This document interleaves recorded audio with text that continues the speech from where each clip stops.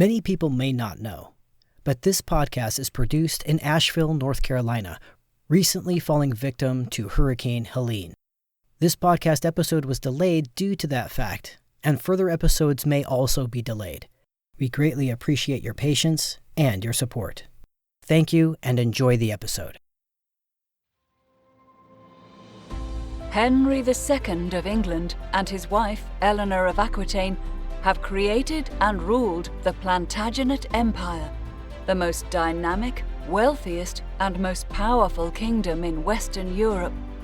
But the Plantagenets are rarely at peace, and Henry's temper and ego has long troubled his family and his people, from the shocking martyrdom of Thomas Becket to the vicious Great Rebellion that saw Eleanor sent to prison for 15 years. Meanwhile, their brilliant, avaricious, rebellious children have grown, fought, ruled, married, and even died, so that of his 5 sons, only 2 survive, Richard Lionheart and John Lackland. Now, as the 12th century enters its final decade, Henry himself dies, leaving his great legacy poised at the edge of great success or great failure. Here's the story of what happens as Richard and John take their turns on the Plantagenet throne. Welcome back to Season 3 of Lion's Forge. My name is Becket, and I want to tell you a story. An epic true story of 5 kings and the Lion Queen. Season 3, Episode 3, Audita Tremendi. It's time to return to the Outremer, that European settlement on the far side of the Mediterranean, won a century before the wonderful spoils of Europe's first crusade. But it's still frontier country, where strutting machismo was never out of style. Take Renaud of Châtillon. Captured by Muslims during the Second Crusade, Renaud had spent some 15 years as the guest of an Arab prison. Ransomed at huge cost to his family fortune, he came away from that experience utterly despising Arabs. Once at liberty, rather than going home where living cheek by jowl with Arab neighbors wouldn't be an issue, he stayed, married an heiress, and became Lord of Transjordan, a wild, raw, almost borderless country on the east side of the Jordan River. With it came control of spectacular Croix des Chevaliers, a desert fortress that vied for the title of greatest fortification in the world. Vast, bristling with defenses, mighty Croix might be admired for its overwhelming power alone, but more to the point, it commanded the heights overlooking the main caravan route between Syria and Egypt, the 2 great poles of the Muslim world. Ungovernable Renaud now had both the means and the insanely aggressive temperament to maintain a steady level of intense hostility with surrounding Arab chieftains. They loathed him, and there was no shortage of reasons, ranging from his troops' dispersing of rape and ruin throughout the countryside to his own habit of brightening a torpid afternoon by tossing screaming Muslim hostages from his castle windows. Treaties meant nothing to the Lord of Transjordan. There are stories that he attacked a gigantic caravan which, among other things, was ferrying a royal Muslim princess under a flag of truce. He even went after the cities of Mecca and Medina, sites so holy that non-Muslims are not permitted to step onto their soil. He was equally horrible to his own people. When the Holy Patriarch of Antioch made the sorry mistake of arguing with him, the senior churchman was summarily kidnapped and treated to a day in the broiling sun, tied down naked and coated in honey. He ignored the king of Jerusalem's insistent demand that he return every bit of what he'd captured from the caravan when he violated the truce protecting it. He was, in short, a constant plague to both Christians and Saracens, always risking outright war between the two, always jarring the European inhabitants of these ancient lands with reminders that despite the comfort of their lives, they were surrounded by potential enemies. The peace between the two sides, the peace that made life possible, was as fragile as cobwebs if left to people like Reynald. Meanwhile, back home in Europe, men had too many ripe quarrels of their own to pay much attention to what was happening on the far side of the Mediterranean. Henry Plantagenet, for example, had promised more than once to lead a crusader army of his own to the east, but never quite got around to it. Despite the tenuous condition of his cousin King Baldwin of Jerusalem, mortally sick with leprosy, appeals for assistance from beyond Byzantium were more of an embarrassment to Henry, the most powerful man in Western Europe. He had neither time nor money to worry about problems on the other side of the world when problems in his own immense backyard snapped at him like alley dogs. Then Baldwin died of his awful disease. Thoughtful men crossed themselves. They would soon prove to have had good reason. In 1187, 2 years after Baldwin had sent a delegation from Holy Jerusalem to fruitlessly beg Henry's help, the worst of the worst possible outcomes came true. Saladin, who had risen from local warlord to master of Arabia, quit making peace treaties with the Europeans, and twice whipped the army of the King of Jerusalem under the shaky command of its new king, Guy of Lusignan. Saladin first beat the Europeans handily at a place called Cresson. Then he turned his attention to parched ground near the double-crested extinct volcano called the Horns of Hattin, once the setting for the Sermon on the Mount. If Cresson was bad for King Guy, Hattin was excruciating. The Christians, led by Guy himself, had been encircled with no water for 2 wretched July days by the time Saladin's men began to move up. Superb war horses became so dehydrated that they staggered to their knees and collapsed, thudding to the ground, dying where they fell. Humans fared no better, yet it's impossible to slight their courage. Guy's knights repeatedly charged the Saracen lines, despite such crushing exhaustion that if a man fell, he might not have the strength to stand up again. Brutalized by heat and thirst, outnumbered, terrified of the fires the Muslims spun through the dry grass, the Christians lost the battle, along with one of Christianity's most sacred relics, the true cross on which Jesus had died. Brutish Reynald of Chatillon wasn't simply imprisoned this time. After he was captured in this battle, Saladin personally cut off his sword arm and then had him beheaded. So many Christian prisoners were sent to the slave markets that prices collapsed. One unfortunate found himself traded for a single shoe. After his monumental victory at Hattin, Saladin consumed the kingdom of Jerusalem the way flame would. Within 3 months, virtually every city in the country was gone. The capital itself, the holiest of Christian cities, finally surrendered on October 2nd, 1187, despite women shaving their daughters' heads as desperate signs of penitence for the city's sins. The great Latin state barons, along with their knights, were raked by death. In one skirmish, a contingent of Templars was reduced to 3 survivors. Those who lived through the catastrophes were sold as slaves or went into Saracen prisons.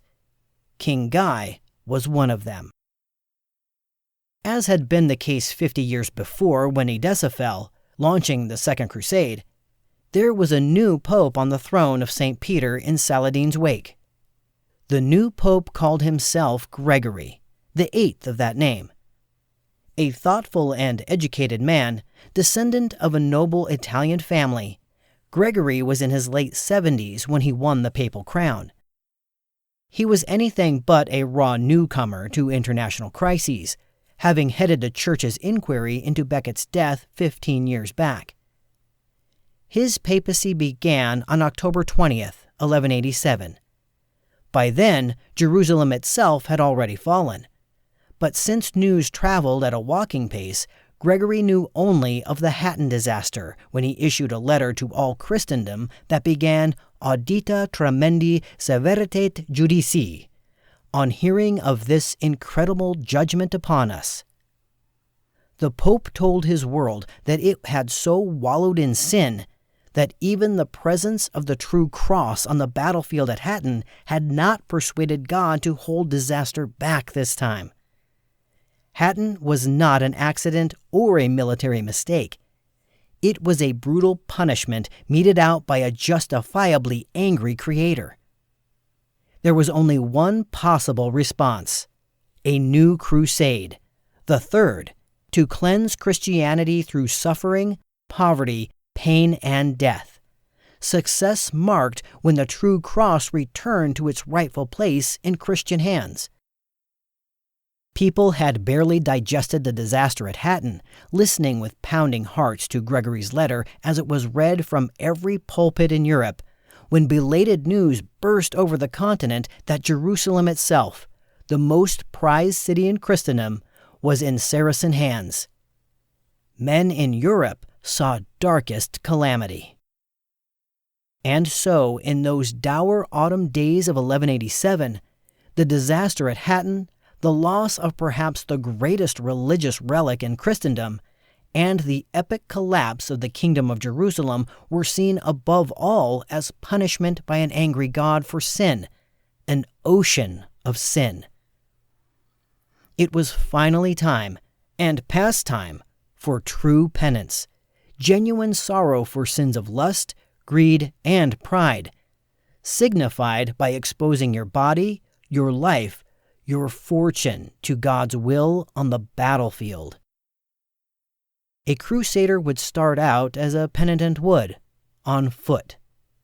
There would be no empty pomp, a sharp reminder of Eleanor and her ladies laughing as they were carried on litters across the back-breaking terrain of Anatolia. The Church would again ease both worldly and spiritual concerns. If you died, you were promised a place in heaven. And as long as you were on crusade, you could be assured that every sin you confessed would be forgiven by merciful God. No one could bring a legal case against you. Taxes and interest on debt were forgiven, and the local bishop was pledged to keep an eye on your wife, your children, and your property.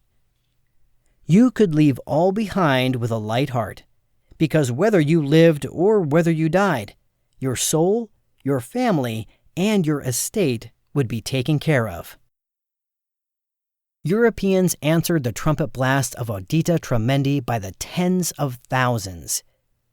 There were massive enlistment rallies across the continent, from Germany to Paris to Wales.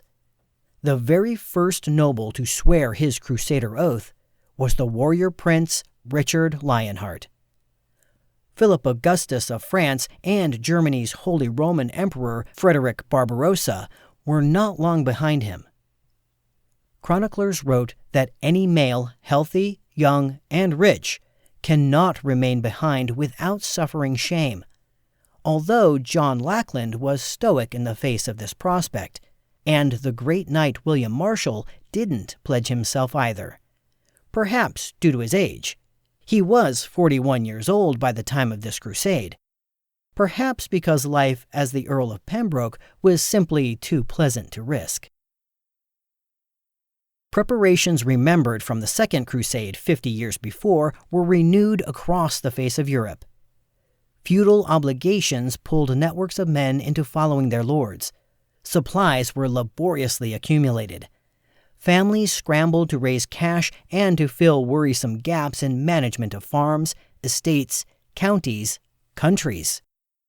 Everyone understood with varying degrees of anxiety and excitement that they would be pitting themselves against the man then at the summit of the Muslim world, the encircling scourge of the Latin states, the conqueror of Jerusalem, infidel possessor of the true cross, Sultan of Egypt, Mesopotamia, Hejaz, Yemen, and Syria. Salah al-Dunya al-Din Yusuf ibn Ayyub. We know him to this day as Saladin.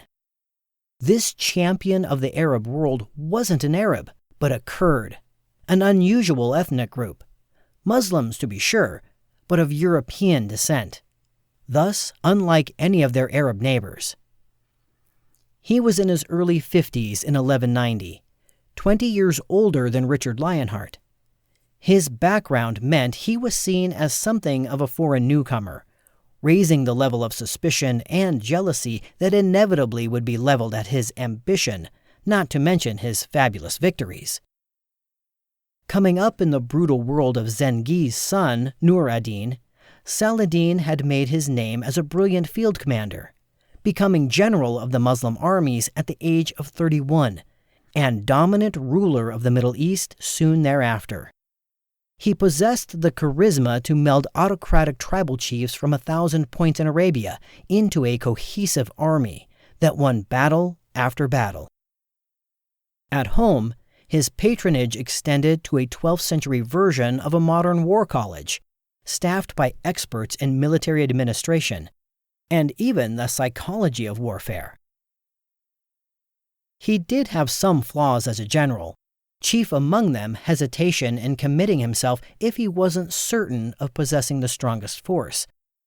But his prowess at both war and diplomacy succeeded in uniting strategically important Syria with economically powerful Egypt for the first time in centuries. His taking Jerusalem in 1187 was breathtaking.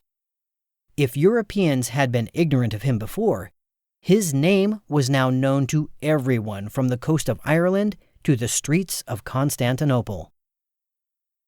Many fellow Arabs found him to be thoughtful, intelligent, curious about the world, an extremely devout follower of Islam, a first-rate judge of horseflesh. He loved to stay up late talking theology or listening to poets, was lame in one leg and rather surprisingly delicate, attended at times by more than 20 doctors. He was certainly different from his predecessors, the raging Zengi and Nur ad-Din. There's a story in Simon Montefiore's book Jerusalem that a sobbing Latin states mother came to him pleading for the return of her baby daughter, who'd been stolen in a Muslim raid. He cried with her, immediately sending messengers off to find her child. He tended to spare Christian battle captives and was said to have told his sons not to kill prisoners because he didn't want his boys getting too comfortable with shedding blood. As modern historian Jeffrey Reagan commented, when one considers the sort of men Saladin faced, such as Reynaud of Chatillon, one can only wonder at how he maintained such a generous spirit. At first, the European chroniclers took the opposite view of this deadly enemy of their faith, denouncing Saladin as a low-born braggart, accused of malicious cruelty combined with personal cowardice. However, his treatment of Jerusalem after he won it softened Western assessments. When the First Crusade took the city from the Arabs back in 1099, the Europeans massacred everything that moved within its walls. So much Muslim blood soaked into the ground, the very stones, that the city still reeked of it months later. Saladin's triumph 90 years later was gracious by contrast, with remarkably little violence and ready permission for Christians to visit their religious sites, largely left intact, in contrast to Christian treatment of Muslim holy places, which had long been defiled with every kind of filth. When Saladin took the city, a Muslim caravan bringing casks of rosewater arrived, Saladin's sister and other dignitaries rolling their sleeves up to scrub their shrines clean. Europeans who had the opportunity to meet the man in person were impressed. The Bishop of Salisbury, having been a guest of the Sultan's, said that if Saladin's virtues could somehow be combined with Richard Lionheart's, the result would be a monarch so incomparable that his like would not be found anywhere on earth. Westerners therefore spoke respectfully of the Sultan's chivalrous virtues, including generosity to guests, learned conversation with emissaries, and tolerant consideration toward pilgrims. European interest in him lasted for generations after his death. A century later, Dante would think to place him among the ranks of virtuous pagans in his Divine Comedy. When poets tried to imagine a suitable male figure to pair with legendary Eleanor of Aquitaine in their stories, the choice often was no European prince, but this singular king of the East, Saladin. Like Richard Lionheart, Saladin controlled an empire of huge scope, although the word controlled is admittedly an overstatement. Unlike his European peers, he had no God-given right to rule by inheritance. Saladin's dominance from the Nile basin to the banks of the Tigris depended upon force of personality combined with successes at war that translated into booty for his followers. If the Outremer was notorious for its feeble alliances, the Muslim world of 1,000 local chieftains was even more fragmented, more aggressive, more envious and competitive. The Egyptians were jealous of the Syrians. The Persians thought themselves superior to the Yemenis. The Mesopotamians had no regard for the Egyptians, and at various times everyone was furious at what they considered Saladin's negligence of their needs. Even in his own extended family, ambitions to dethrone him were combined with dark suspicions of his plans. Rivals were notoriously short-tempered. There was a bloody brawl between one army loyal to Saladin and a second belonging to the Caliph of Baghdad, Saladin's nominal overlord and supposed ally, that broke out while each was escorting pilgrims to Holy Mecca. During the Crusader death struggle with Saladin over Acre, the Caliph of Morocco allowed European ships to catch their breath in his harbors before they headed further east. At one point, anti-Saladin animosity was so marked in Aleppo that local Syrians hired the assassin cult to kill him. Even when actual bloodshed wasn't involved, resentment fueled by jealousy produced little but shrugs in response to Saladin's constant and very real need for extensive financial and military help. To be able to govern at all in such a blistering place, he needed a truly exceptional ability to variously cajole, flatter, frighten, reassure, and lead, combined with an equal ability to rain plunder on his undependable friends. Unfortunately for Saladin, winning Jerusalem, as central to Islam as it was to Christianity, Muslims believe that they will face Judgment Day from the place in Jerusalem called the Dome of the Rock. His great victory ironically weakened his hold on his allies, who murmured to one another that with Jerusalem's riches at hand, he couldn't possibly have any more need for their armies and their money. Yet, even if no one else saw it, he understood that while the Latin states had been savagely hurt, they were still breathing, and would inevitably bring a new crusade to his lands. He held the ports on the Mediterranean coast, Jerusalem, and most of Palestine. But Tripoli and Antioch were still in Western hands, along with scattered European forts that could become alarming problems behind his lines. He couldn't pay attention to every possible threat, but he should have paid more attention than he did to Tyre in what's now Lebanon, another Mediterranean port as old as the world, harking back to the days even before the Babylonians. The city rested on a tiny rocky island that shouldered the Syrian coast about 100 miles south of Tripoli, artificially joined to the mainland by a narrow causeway built by many, many generations of very hard work. Tyre was so ancient that the Assyrians had fought for control of it thousands of years before Christ was born. Biblical Jezebel had been carried through its streets by strapping litter bearers, as people gaped at her glorious face.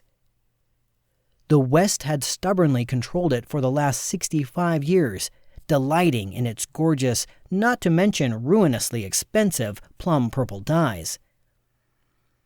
Because it was still in Western hands, Tyre provided the beleaguered Latin states with access to the sea, to Constantinople, to Europe.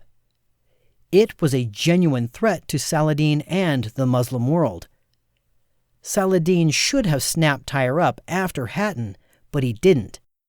That omission would cost him. The city had recently come under the very firm command of a newly arrived 40-something Italian nobleman named Conrad, Marquis of Montferrat. Related to the rulers of France and Germany, and brother-in-law to Queen Sibylla of Jerusalem, Conrad was quite the ambitious adventurer.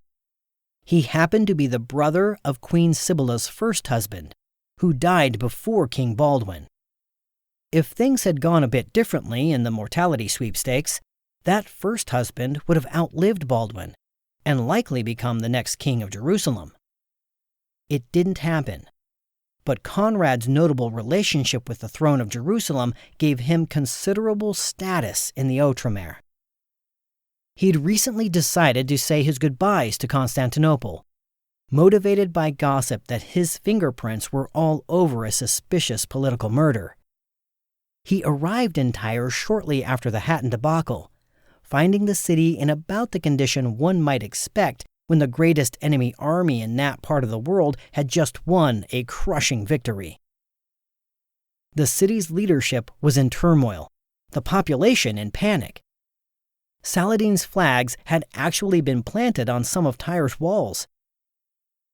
Made of very stern stuff indeed, Conrad recognized the opportunity that can lurk in the shadow of disaster, and willingly stepped into Tyre's political and military void, going so far as to rip Saladin's flags down himself. Luckily for its citizens, Conrad turned out to be just as forceful, smart, and energetic as those first hours hinted he might be. One duly impressed Muslim chronicler described him as a devil incarnate in his ability to govern and defend a town, a man of extraordinary courage. Very soon, that courage would be put to the test. Saladin had neglected to take Tyre after Hattin.